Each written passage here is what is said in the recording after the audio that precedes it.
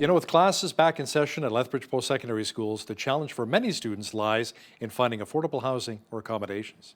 As the city of Lethbridge continues to attract more students and permanent residents, costs continue to rise, but options continue to shrink. BCN's Landon Hickok has that story. Although classes commenced on Tuesday for most students at the University of Lethbridge, many students arrived early throughout the long weekend to settle into their new student accommodations. And for many of these students moving out for the first time, the apparent challenges such as availability and costs could stick out like a sore thumb throughout the whole term. The university's housing services explained elements that led to another increase in their housing costs. The way we work our pricing is that we look at the market a year out. So we are actually a year behind on the way our pricing works, which means we're not competitive to what's going on off campus.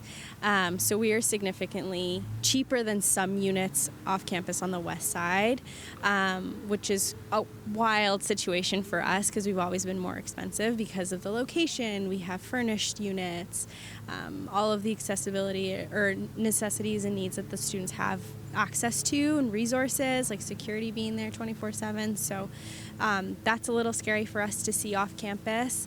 Many students have since opted to remain living at their parents if they live close enough.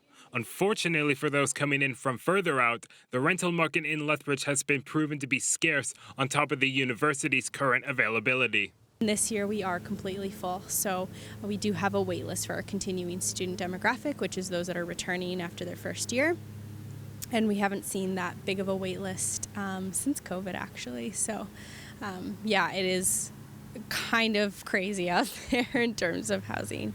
According to a rentals.ca and Urban Nation study over the summer, rental prices have boomed in Lethbridge 20% in just the past year. At the university, a one-bedroom townhome costs $6,324 per term, which averages out to $1,581 a month. For a four-bedroom townhome or apartment, four students living together will still need to pay just over an average of $1,000 per month.